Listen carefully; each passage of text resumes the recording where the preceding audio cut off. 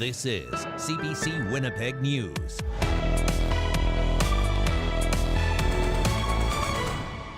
Members take their oath very seriously and to protect and serve the citizens of Winnipeg. They don't want to kill anybody, and they don't want to shoot anybody. A man shot by police, a second fled, leading Mounties on a cross-province manhunt. Good evening. Thanks for joining us. A man is dead and 3 people are in custody after a police chase that spanned 2 provinces. It unfolded in rural Manitoba in the early hours this morning. As the CBC's Rosanna Hempel reports, people in Niverville and Otterburn are shaken. The people in Niverville woke up to a commotion here at this gas station on the west end of town. You can still see the police tape that's all around the scene. I heard like screaming a little bit, like a female voice. I was kind of in bed, but then I saw cop lights everywhere, right? Then I heard screeching of tires. David Polanski lives behind the Shell. That's where investigators were examining a black truck parked near the pumps Wednesday morning. Polanski says he heard shots at 3 in the morning. This all happened pretty quick, so I noticed the cop cars. Within a couple of minutes there was yelling and screaming and gunshots. Winnipeg police say Mounties alerted them about a stolen black Ford 350 around 1 in the morning. Officers spotted it in Winnipeg at Ness and Linwood. A police helicopter followed the truck for the next hour, leading officers to Otterburn, about 30 kilometers south of Winnipeg. There, Manitoba's police watchdog says a Winnipeg police car was rammed by the suspects. Officers discharged their firearms and the suspects took off. There's another scene southeast of Niverville where you can see a Winnipeg police cruiser with the front end smashed in and about a dozen bullet holes through the windshield. The police watchdog says the suspects were tracked down to the gas station in Niverville. There, a male suspect got away. A woman was arrested. A second man was found with a gunshot wound and died. Acting Winnipeg Police Chief Art Stannard says they were known to police. Police members take their oath very seriously and to protect and serve the citizens of Winnipeg. They don't want to kill anybody, and they don't want to shoot anybody. People in the quiet community are shaken. Good, thank you. Henok Nagash owns a coffee shop near the gas station. It is a little scary, yes. You can tell that everybody who come in here is a little bit shocked. The police watchdog is investigating, and RCMP say the man who got away has been arrested. Rosanna Hempel, CBC News, Winnipeg. Now, as you just heard, that other suspect was arrested. He was arrested by RCMP in Saskatchewan. 29-year-old David Frank Burling has several convictions here in Manitoba for running from police and motor vehicle theft. CBC's Josh Crabb is in the newsroom tonight with those details. And Josh, where exactly was Burling arrested? Brittany, Saskatchewan RCMP say officers stopped a vehicle at around 2:30 Manitoba time near the community of Springside, Saskatchewan. That's just northwest of the city of Yorkton in the eastern part of that province. Now, Mounties in Saskatchewan say Burling and a woman were traveling in a silver vehicle and both were arrested. Burling was not in the green SUV with Manitoba plates police had been tracking throughout the day in southeast Saskatchewan. Officers were initially looking this morning for Burling in the community of Esterhazy. They later said he was believed to be traveling west on Highway 22 to the Fort Capel area. Then this afternoon, police said Burling may be traveling in or toward the Yorkton area. That was the last update before he was arrested near Springside. Now, police in Saskatchewan say people should call officers if they see a green Subaru Crosstrek with Manitoba plates, LJB 238 or LMG 710. So, Josh, what more do we know about this suspect, David Burling? A court records show he has a lengthy criminal record. It shows that he's run from police before. He's been convicted 5 times for that. The most recent stems from an incident in June 2022 in the Portage-La Prairie area. Burling pleaded guilty earlier this year to flight from a peace officer, dangerous operation of a motor vehicle, and 2 counts of theft of a motor vehicle. Court heard Burling stole an ATV from a business in Oak Bluff and 2 ATVs and a trailer in Portage. He took off from police in a vehicle, leading officers on a long chase chase and collided with one of their cruiser cars. He tried to get away again. Police shot him. Burling kept driving until his car broke down and he was arrested. A judge agreed to a joint recommendation of 2.5 years for a sentence and a 5-year driving ban with credit for time served. Burling had just over 2 months left when he was sentenced in January. The judge heard what happened is normal behavior for Burling. Brittany. All right, that's CBC's Josh Crabb live in the newsroom this evening. Thanks, Josh. Today, court heard arguments on the key question in the Jeremy Skibitsky trial, whether or not the admitted serial killer is criminally responsible. CBC's Cameron McLean reports, and a warning, some of the details in this story are disturbing.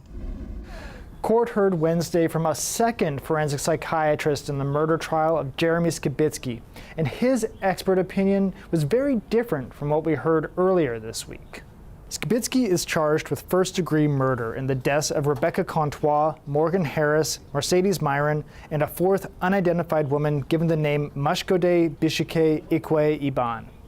Dr. Shahom Das was hired by Skibitsky's defense team and diagnosed him with schizophrenia. In his report, Das writes, his actions were directly driven by numerous psychotic symptoms. These symptoms rendered him incapable of knowing that his actions were wrong. Today, Crown expert Dr. Gary Shamovitz said Skibitsky doesn't have any major mental disorder and is culpable. His report says his actions and behaviors all point to a conspiracy-laden, racist man with significant personality problems and addictions, along with homicidal necrophilia who committed a series of racially motivated murders and necrophiliac acts. Skibitsky admits to killing the 4 women, then having sex with them and disposing of them in garbage bins. He pleaded not guilty, but he's arguing he's not criminally responsible due to mental disorder. Today was the last day for the Crown and defense to present evidence in the case. Still to come, closing arguments, and then it will be up to the judge to answer the question if Skibitsky is culpable. Cameron McLean, CBC News, Winnipeg. That trial will resume on Monday. One of the largest public amenities in downtown Winnipeg is locking most of its doors around the clock due to safety concerns. The Manitoba Centennial Centre is closing most of its exterior doors due to what it describes as vandalism, drug use, vagrancy, and confrontations with staff. The centre houses the Manitoba Museum, Planetarium, the Centennial Concert Hall, and a parkade. The museum entrance will remain open during museum hours. Doors to the concert hall will only open 2 hours before events, and parkade users will have to buzz in through security to reach their vehicles now. Construction of a new school in Sage Creek is in limbo because of the delay in its funding from the province. CBC's Zubina Ahmed brings us more. This is the site in South Winnipeg, where a new school is under construction. It will be a K-8 French immersion school to serve both the Sage Creek and Bonavista communities. It was supposed to open in September 2025, but recently the school division was told there's a delay in provincial funding, pushing that opening date back. Now the Louis Riel School Division is considering borrowing millions of dollars to make up the difference. For a school division to take out a loan to ensure completion of a project that government is responsible for is unprecedented. And it is very, very concerning that we would have to take what is an extraordinary step when we are $6.7 million away of in excess of $50 million project that up until recently we had no reason to believe wasn't going to continue on as planned. Frank Capasso has been living in Sage Creek for 12 years and is also the president of the local residents association. He says they have been waiting for this 900 capacity new school for many years. Sage Creek is a booming community, right? Plus with Bonavista, being attached, this is a must that we have a school in Sage Creek because our kids have gone out of the area to go to school, but it's time that we give them more space and more room, to be in Sage Creek. Bridget Dupuy Andra's son is going to the Ecole Sage Creek School. She was hoping to send her son to the new school. We were really looking forward to him staying in the area till grade 8 and then figuring out high school afterwards. We actually live on this other side of Sage Creek, so it'd be really convenient for him to start going to school on his own. Andra says parents in the area are wondering why an approved project is being delayed and are looking for some transparency from the government and an additional understanding. The province was not able to provide detailed information on the school's funding due to the by-election blackout. The Louis Riel School Division will vote on taking out a loan to complete construction on June 18th. Zubina Ahmed, CBC News, Winnipeg. It appears disgraced fashion mogul Peter Nygard has lost another lawyer ahead of his Toronto sentencing. This morning, his criminal defense attorney filed an application to stop representing him. She didn't provide details, but she says she withdrew for ethical reasons. The judge in the case, however, wants Nygard's sentencing hearings to go forward at the end of the month and may ask his defense attorney to still play a part. In January, Nygard's previous lawyer withdrew from the Toronto case as well, saying he could no longer ethically and professionally fulfill his obligations to his client. Some firefighters in Thompson are working 24-hour shifts to cover vacancies in the city's fire department. 5 of the 24 full-time positions there are vacant. Summer can be a busier time for firefighters across the province with the increased potential for wildfires. In Thompson, the fire department is already dealing with fires, except they've been deliberately set. Fire Chief Steve Malloy says the department has responded to more than 20 arson calls so far. What's been happening is we have person or persons going around and deliberately starting old couches, mattresses that have been put outside of various buildings deliberately on fire. The problem with that, it puts like I said earlier, it puts a huge strain on an already strained resource. The fire department responds to more than 700 calls for service a month. Officials there are now working on a new agreement with Shared Health to get more paramedics for the North. The University College of the North is also asking the province to fund a paramedic program for the area. If approved, the program would have 16 seats for paramedics in the northern city.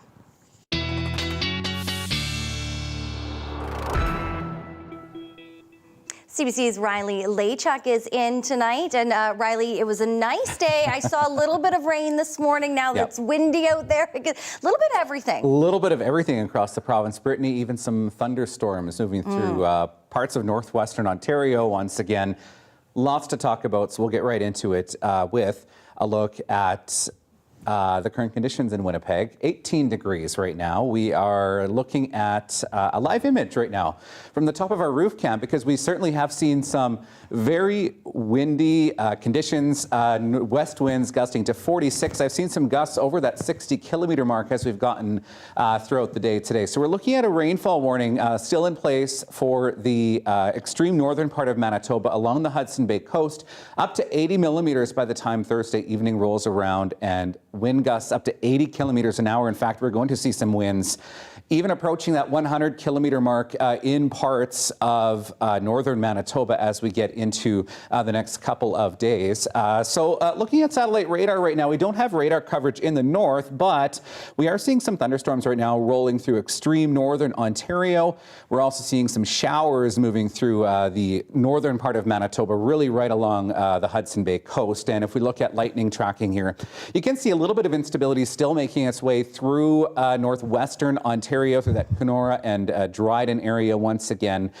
Really nothing as sort of volatile as we saw throughout the day yesterday, but certainly a little bit of instability still moving through Kenora, Dryden, and Fort Frances. A slim chance we could see some of that moving through as we get into the evening tonight across southern Manitoba, but that does taper off as we get into the evening tonight. We're looking at a cloudy start to the day for most of us in south and central Manitoba. Still a little bit of scattered precipitation throughout northwestern Ontario, and of course some continued rain and maybe even some mixing across northwestern Manitoba as we get through the day. We start to see our skies clearing, so we'll see a sunnier afternoon tomorrow here in Manitoba. A little bit of instability still making its way along the Hudson Bay coast, though, as we get through the day Friday. So we're still stuck in at least northern Manitoba, the rain for at least the next couple of days. So we'll run the numbers for you here. We're looking at another 30 millimeters of rain or so for the Churchill region, but you can see that pocket of red in northwestern Manitoba. Areas like Brochet, for example, to Dooley Lake could be looking at another 40 to 50 millimeters of rain by the time we make it to Friday morning. Those numbers significantly drop off the further south you go with, just a couple of millimeters really for Norway House and the Barrens River region. But look at some of these wind numbers here. Churchill waking up tomorrow morning to winds off the Hudson Bay coast gusting up to 94 kilometers an hour. Very gusty winds. Here in the south, we're looking at northwest winds once again up to 50 as we head through the afternoon tomorrow. So yeah, we're looking at another windy day on the way for most of us, if not all of us here in Manitoba. Slim chance we could see some showers, maybe a rumble of thunder through the evening tonight. 9 degrees, northwest winds 30 gusting to 50. Tomorrow morning, mostly cloudy, 10 degrees in Winnipeg, northwest winds 30 to 50 once again. And we're looking at a mostly cloudy 17 by the time we hit the afternoon tomorrow in Winnipeg. Looking at the next 5 days, Brittany, we're looking at 21 for Friday and then jumping all the way back up to 25 degrees by the time we hit Monday. I feel like we're going to be saying deja vu every day this week. I think so. Thanks, Riley. You're welcome. University College of the North officially unveiled a new sculpture at its Thompson campus today. It's comprised of 7 steel spires with the 7 sacred teachings in both English and Cree. The piece is meant to act as a visual representation of the school's cultural foundations. So, Pakushe Tahimawin is a Cree word that translates to hopes and dreams in English. My grandmother always told me, out of these 7 sacred teachings, the love, respect, the wisdom, the humility, all those will fall into place if you follow this guidance of these 7 teachings. Those are the kind of things that we're hoping that our young people will follow these 7 teachings as they journey in their life. When I see these things and hope and pray that someday the truth and reconciliation will happen. I'm happy because even if it carries on to one person, that one person is going to carry that on to another one. The Bank of Canada has lowered its key interest rate to 4.75%, marking the bank's first rate cut since March 2020, a cut that couldn't come soon enough for many who were finding themselves under strain. The latest on its impact, straight ahead. Stay with us.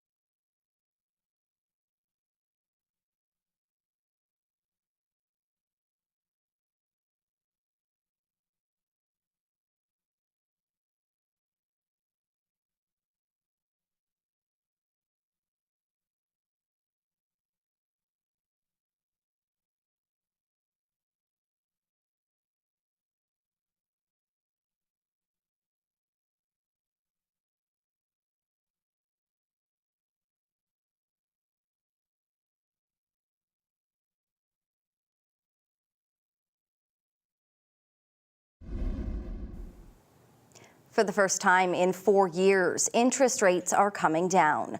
The Bank of Canada cut its key rate by 1/4 point to 4.75% today. It's a small amount, but it's a significant signal the central bank thinks the fight against inflation is being won.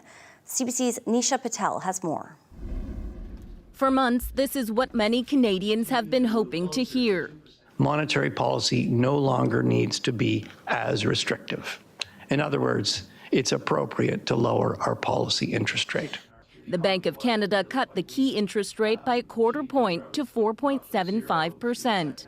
If we continue to see inflation pressures easing, it is reasonable to expect that there will be further cuts in interest rates. The move shows officials are confident they're finally getting inflation under control, with the overall rate tumbling from its peak 2 years ago to 2.7%. But there are still risks inflation could rebound. They want to get rates down, but they'll do it in a gradual way. Higher borrowing costs are squeezing businesses and consumers, though Canada has managed to avoid an outright recession so far. Experts say there may be a new normal. It's very unlikely that we'll need to head back to zero interest rate policy where we were during the pandemic. What we're likely to see is interest rates head down to a more neutral level, which is probably around 2.5% to 3%. Do you have gym today? For homeowners like Joseph Hopkinson, it's been a tough few years. When interest rates spiked, so did his variable rate mortgage payments, costing him an extra $2,000 a month. It's a struggle. I mean, obviously, no one accounts for that kind of budgetary hole. For him, the small change in interest rates is a big deal. One rate cut for our family would be approximately $142, which is about a week of groceries for our family of 4. Some economists are betting another interest rate cut will come in July, though the Bank of Canada governor didn't commit to that, saying they're taking their decisions one meeting at a time. Nisha Patel, CBC News, Toronto. Some MPs are taking more steps to learn about who in their own ranks may have worked with foreign governments to interfere in Canadian politics. This comes after a report earlier in the week pointed fingers at the federal government for being too slow to act on the knowledge. Rafi Boudjikanian reports from Ottawa. Wednesdays are when party caucuses come together on Parliament Hill. This week, their questions could push them apart as they wonder which MP may have leaked secrets to a foreign power. Everybody wants to know. I agree with you, people want to know, but what the security clearances are on what they're doing, what the investigations are, I don't know the details of that. I have confidence in most of the MPs that are here, and there might be one or two, so that does that. Beside that, it's all good. It's something that I think needs to be looked into, obviously, a little bit more deeply. A bombshell report released this week found troubling intelligence that some parliamentarians are semi-witting or witting participants in the efforts of foreign states to interfere in our politics, including a case of providing information learned in confidence to a known intelligence officer of a foreign state. So we've gone as far as we possibly can. The chair of the committee that wrote the report says he can't reveal what he's seen. Anything that we can say about these issues is in the review. We cannot add any more. Every word, every sentence, every paragraph has been through a very significant and detailed redaction process. What is there, observers say, is alarming enough. If anything classified was provided to a foreign state, it could be considered treason. It's got the Conservatives asking for names. Canadians have a right to know who and what is the information. Who are they? If he wanted to get the appropriate security clearance and be able to see the confidential report of the National Security and Intelligence Committee of Parliamentarians, he would be much more informed than he is now, and we would invite him to do so. The NDP's leader says he's asking for that confidential info. Jagmeet Singh doesn't think anyone in his caucus is to blame, but won't rule out ejecting them if that's the case. Rafi Boudjikanian, CBC News, Ottawa. Some families with relatives in Gaza have been trying to bring their loved ones to Canada. More than 40 people have arrived since the war began in October, but there are concerns about what happens once they arrive. Some Palestinians say Ottawa's promises to help them resettle are empty. Nicole Williams has more. Nahid Sadiq and Noreen Arshad spend a lot of time in the kitchen these days, cooking food for Palestinian families who have just arrived from Gaza. It's just part of the work they've been doing since October 7th to help newcomers who have come to Canada. Settle them down in the housing and helping them with rents, with bills. Wow. Yes. Okay. They have no money. And it's not just money. They say despite the federal government's offer of work permits, study permits, and temporary health coverage for Palestinian newcomers, the reality is many are struggling to access those resources. They are going through a lot of psychological issues, mental issues, emotional issues, physical issues, and we have to step up and help them to create this place as a safe haven for them. Because when they come, this is what they are hoping to get. That includes 23-year-old Nisreen Khalidi, who arrived in Canada from Gaza last November. Some family killed in the war, others still stuck there. But Khalidi says it's been difficult to even get by here. Here in Canada, it's so hard to continue, so hard to do anything. I lost my job, I lost my home, everything I lost. Then I realized I lost my life. On top of running her practice, this doctor has been volunteering her time to provide medical treatment for recently arrived Palestinians who have no health coverage.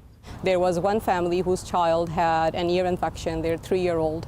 And this is a family who is unfortunately surviving on grocery vouchers, right? So they don't even have money for Advil, let alone going to see a physician. Immigration Minister Mark Miller says people are entitled to support when they get here. If that's not happening, there's a problem. We would probably work directly with those groups and making sure that if there are problems in the system, that we get them ironed out quickly. Advocates say they hope the minister will act to provide Palestinians even the basics they need to live here. Nicole Williams, CBC News, Toronto. Shots have been fired at the U.S. Embassy in Lebanon. 2 people are reported to have been wounded, an embassy guard and a suspect. The wounded suspect, a Syrian national, was arrested by Lebanese soldiers and taken to hospital for treatment. Security has been tightened, and the Lebanese army has arrested a number of people with connections to the suspect. Witnesses say they heard between 15 and 20 shots fired. So far, there's no motive for the attack, and no group has claimed responsibility. Tensions are growing in the region. Hostilities between Lebanon-based Hezbollah militants and Israel have been escalating. Search and rescue crews in BC are hoping for a break in the weather to help in the search for 3 missing hikers near Squamish. That's around 65 kilometers north of Vancouver. The experienced climbers were last seen Friday in very difficult terrain south of Mount Garibaldi. But bad weather and the high risk of avalanche continue to hamper the search effort. The RCMP say an aerial assessment, if possible today, would help the search team as they prepare to move onto the mountainous terrain. Coming up, setting a new scorching record. May 2024, the hottest May on record globally. The implications and what it means for our climate, that's straight ahead. Stay with us.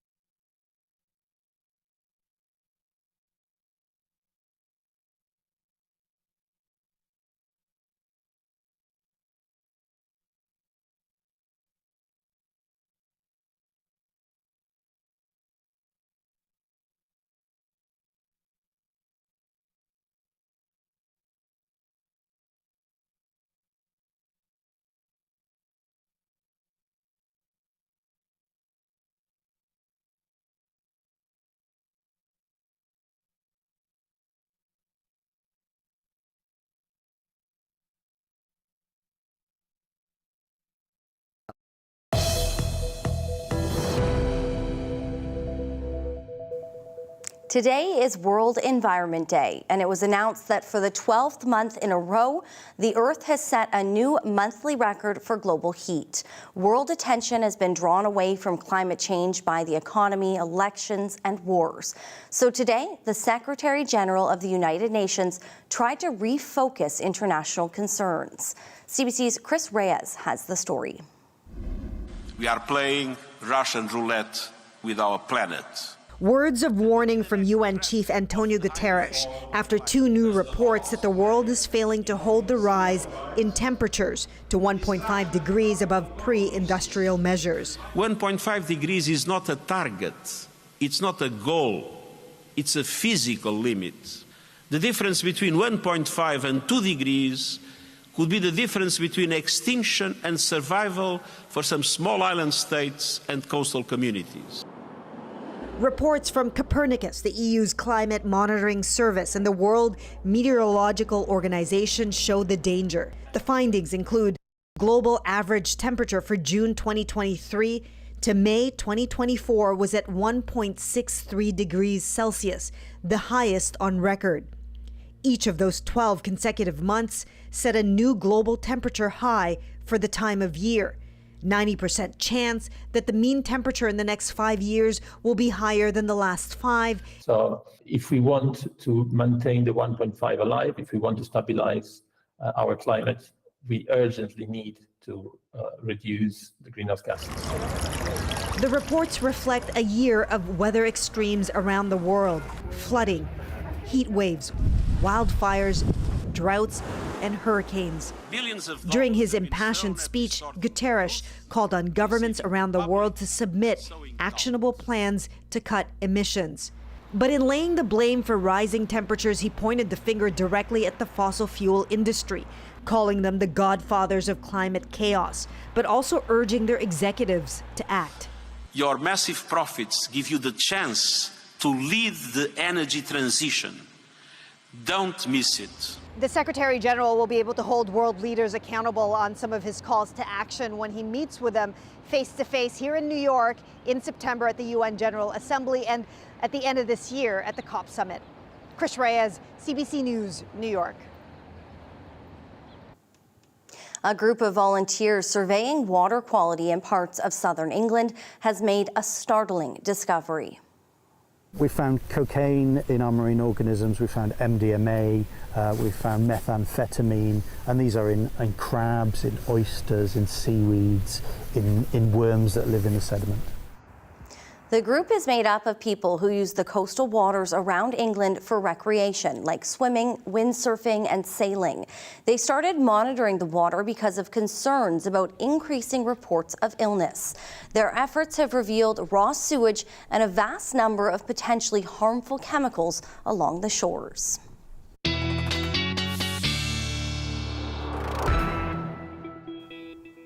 Riley Lachuk is back with me now. And Riley, I stepped outside today and I hadn't put hairspray in my hair for tonight yet.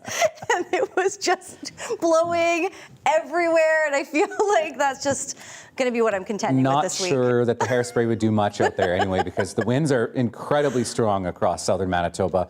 And as I mentioned earlier, we'll see that very windy conditions continue through the north as well. Maybe not the best for a dog walk first thing in the morning, unless you want your hair blowing everywhere first thing in the morning. But I have a feeling that Maggie here really does enjoy her walks, no matter the wind conditions. Thank you, Doug, for sending this picture in. You can always send your pet photos to me at talkback@cbc.ca. Please keep them coming, because I love showing them all to you and with everybody else, of course. And we're looking at, sunnier conditions by the time we hit the late afternoon tomorrow, but those winds are definitely going to feel quite strong through the afternoon. Look at your peak wind gusts from today. Some really high numbers on this map here. Back through northwestern Ontario, gusts only in that 40 to 50 range, but look at some of these numbers in the Westman region. Pilot Mound getting a gust this afternoon up to 81, into the 70s for both Brandon and Melita. Even 50s and 60s to the Dauphin-Roblin area. Where we will see more of that wind is further to the north, as I showed you earlier, as we get into the day tomorrow, looking at gusts into that 90 range through the Churchill region in particular. only getting up to 15, 16 degrees in the parkland today. We've been kind of held back by some of that cloud cover and some of that wind throughout the afternoon today. 20s through Portage La Prairie, 19 in Winnipeg, 20 in Pinawa as well. And where we do have an onshore flow from Hudson Bay, looking at just 2 degrees this afternoon in Churchill, and we're going to stay quite cool for parts of the north tomorrow. Tonight's forecast looks like this. Slim chance we could see a little bit more instability really across southern Manitoba. By and large, though, mainly cloudy evening tonight, looking at lows about 9-10 degrees in Westman. Even through the Red River Valley, a slim chance we could see some instability through the evening hours tonight. In northern Manitoba, yes, a risk of fog once again through the Hudson Bay coast, down to 1 degree in Churchill, with some rain starting to move into Lynn Lake and Thompson. And that's what we're kind of stuck in as we get through the day tomorrow. A bit more rain through Lynn Lake, Dooley Lake, Churchill, where we have the rainfall warning in place, and cloudier conditions south, but even some hints of sunshine perhaps in the Pas tomorrow at 9 degrees. In the south, a clearing sky as we get through the day tomorrow, west to east. So by the time we hit lunchtime, expect some sunny breaks for places like Brandon and Dauphin. We won't start to see some of that sunshine here in the Red River Valley until we get to, say, the supper hour tomorrow, but we're looking at 17 degrees tomorrow in Winnipeg, and Brittany up to 20 in Meletta. Your 7-day forecast is on the way. All right. You might need a tight cap if you're taking out the dog early in the morning. Thanks, Riley. You're welcome. Boeing's Starliner spacecraft successfully launched from Cape Canaveral, Florida today. It's the program's first mission with a human crew. 3, 2, 1, ignition. And liftoff of Starliner and Atlas V. It's on the way to the International Space Station, where 2 astronauts will spend a little more than a week before returning to Earth. The Starliner was developed in partnership with NASA. In 2014, NASA gave contracts to both SpaceX and Boeing to provide a new spacecraft capable of ferrying astronauts to the ISS. SpaceX successfully began sending astronauts to the International Space Station in 2020.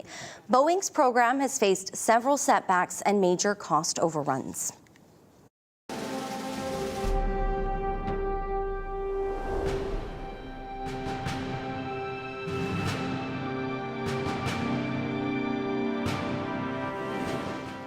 Ceremonies were held today in France ahead of tomorrow's 80th anniversary of D-Day. Among them, a tribute to the Royal Regina Rifles in a service in Normandy. They were honored for their sacrifice and service. Julia Wong reports from Thuit-Meaux, France. This statue commemorating the Royal Regina Rifles was unveiled here today. Now, that regiment was one of the first regiments to land on Juno Beach on D-Day, and more than 100 of its members died on D-Day. But there's never really been anything to mark or honor this particular regiment until now. This is a bronze statue that's 2.5 meters tall, and it depicts a soldier carrying his rifle, carrying his gear, ready to storm the beach with a look of determination on his face that's probably mixed in with a little bit of fear. The ceremony was overseen by Princess Anne, and she is the regiment's colonel-in-chief. She spoke with members of the regiment and then thanked the regiment as a whole for their service and their sacrifice on D-Day. The statue unveiled today will forever help tell the story of loyalty, of bravery, and of duty. I also hope it will remind future generations to never forget the sacrifice and determination the Regina Rifles. I was here 30 years ago as a young rifleman, as a parade participant at the 50th anniversary of the D-Day landings, and I noticed, as did all of us, that there was just a small, tiny plaque. Our regiment is full of working class individuals and farmers and Indigenous people. It didn't have a lot of money after the war, and there wasn't a really great symbol of what happened and what they did. Big crowds gathered to mark the occasion, some carrying French flags and others carrying Canadian flags. And it was a moving day for those whose loved ones were a part of the regiment 80 years ago. In particular, one Saskatchewan First Nation that had 6 members storm Juno Beach and only 4 came back. 20% of the Regina Rifles were First Nations from different First Nations in Saskatchewan. 6 were members of my nation. They didn't have to, but they went. It's quite emotional day. It's quite touching. Quite frankly, the last time a member of my family was in France, people were shooting at him. So it makes it quite chilling when we went to the beach yesterday to see what they faced, the distance they crossed, and what they did to secure our freedoms for my generation and my kids' generation. The regiment said that there's a specific reason this statue is here. They say there are lots of monuments on Juno Beach, but this particular community is how far the regiment got into France on D-Day. Julia Wong, CBC News, 2MU, France. Indigenous soldiers who volunteered to fight will be honored at the D-Day event tomorrow. But as Jason Warwick shows us, many believe those soldiers never got the thanks they deserved. Pleasure, it's a privilege to stand here. These members of southern Saskatchewan's Pepeekisis Cree Nation are also descendants of Second World War veterans. I have mixed emotions right now. They didn't have to go, but they went, right? In Canada, First Nations people were exempt from serving in the Second World War, but they volunteered anyway at higher rates than non-Indigenous people, and several soldiers from Pepeekisis stormed the beaches of France 80 years ago on D-Day. And thank you very much, Chief, for everything you've done. That sacrifice honored recently in Regina with a small statue. This week, a larger version of the statue will be dedicated in Normandy, and some of these children and grandchildren of veterans will be on hand for that special moment. Our spirits will be there with the spirits of those gone on in a powerful way, with Creator looking upon us and blessing us. Bird's father, Charles, was one of 6 members who landed on D-Day with the Regina Rifles. He was later wounded in the foot, leg, and shoulder, treated, and sent back to the front line. Other Pepeekisis members were wounded after they were dropped in as paratroopers, their advance work critical to the Allied invasion plan. Bird and others say their warriors continue to inspire, even though Canada turned its back on them when they returned, denying them farmland and other compensation given to non-Indigenous veterans. They thought they were fighting for a better life, but they just came back to the same life, right? So a little mixed emotions at the moment. But I'm very honored that they went, because we're a nation of warriors. So. While they're in France, the delegation from Pepeekisis plans to conduct a quiet ceremony on Juno Beach. They say they'll remember their warriors and continue their fight for justice. Jason Warwick, CBC News, Regina. Manitoba's premier was also in France to mark the anniversary. Wab Canoe attended the cemetery in Normandy region of France, where more than 2,000 Canadian soldiers are buried. Some veterans were in attendance, including Jim Parks of the Royal Winnipeg Rifles. Bite, slap, scratch. It's an endless summer circle when it comes to mosquito season. After all the recent rain, what does it mean for the impending bug season? We'll find out after a short break. Stay with us.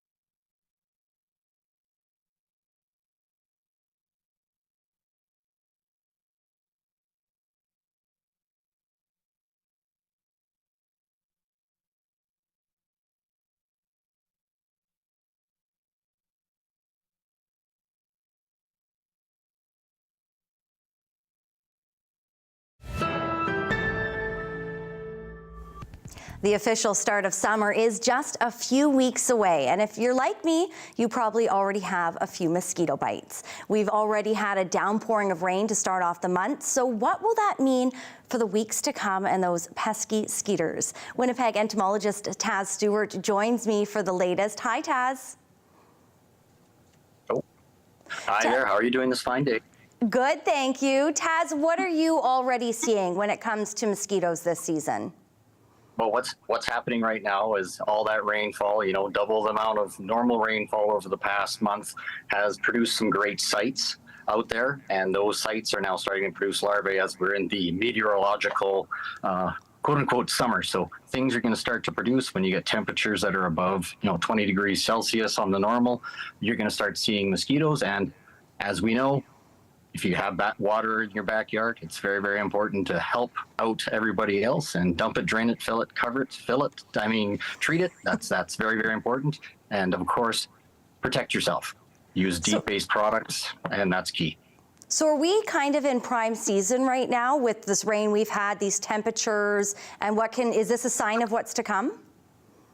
Well, that's the hard part. I like to predict out 2 weeks. There are some online sites like the Offcast where you can actually type in where you're going or what it is, and they'll give you an idea of what kind of potential activity there is. But based on evening temperatures and daytime temperatures, you're still looking at the mosquitoes potentially coming out of the water. And this is going to take 7 days, 14 days before you're really going to see.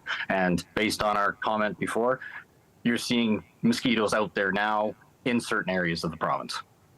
So we always hear about the citronella candles, these mosquito patches you can get and wear, social media tricks I've seen, lighting coffee grounds. They all claim to help keep these bugs at bay, but is there really anything like that works? What is the best solution? Best solution is using a DEET paste or a keratin-based product. Again, off products are the way I would like to go, and there's botanicals and stuff that's even for young children. But the biggest thing is, hey, don't be outside when mosquitoes are most active. Or looking at the other side of it, wear long pants, long sleeves, make it sure they're light colored, so you don't want to be, attractive. And of course, there's other things out there too, which I laugh when I hear this. Spicy food can make you more attractive. No, a female mosquito will fly to you just looking for the CO2 trail. So if you're outside at the perfect time, i.e. dusk and dawn, that's the thing. You want to avoid those times. Go inside for a little bit, have your Coke, and away you go. And then go back outside after that with personal protection measures. I feel like I get eaten alive every summer, so I'm probably that person sitting there Googling it, going, okay, so I shouldn't have spicy food? I'll try it. You are the one that we go to every year, so what else are you keeping an eye on this summer season? Are there any other bugs that we can expect to be wreaking havoc? Well, based on, it's the trees, the leaves have started to emerge, so there is the cankerworm program, tent caterpillars out there, and we're looking at the outside pests. If you want to talk inside pests, I have a whole different line here. If you want to talk bed bugs, cockroaches, those are going crazy everywhere. Oh, that might need an entire other segment. Taz, thank you so much for joining us. Appreciate your time. I appreciate yours. Thank you. Still ahead, Riley Lachuk is back with a last check on your forecast. You're watching CBC Winnipeg News.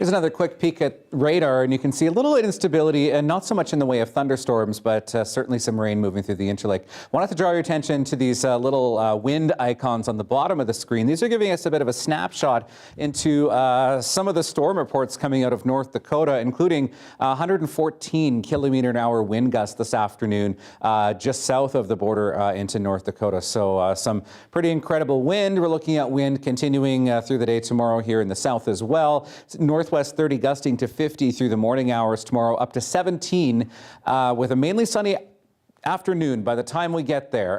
Cloudy start to the day, though, and we're looking at 21s and 22s as we start the weekend, and then we're looking at 25s as we start next week. Well, have you ever had the experience of walking into a business and being greeted by an animal? Well, in North Point, Douglas, there's a bird that's been saying hello to customers for decades. Here's our daily lift.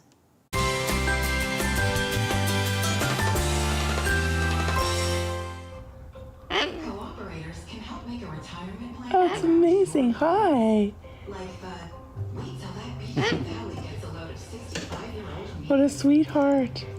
So this is Amy. She's a 40-year-old umbrella cockatoo. She lives at Eliminator RC, a hobby store on Higgins Avenue, and she greets customers as they come in the doors. Hey, you can see that little at the bottom. That's exactly what happened when CBC's Marcy Marcusa went in this morning to do an interview.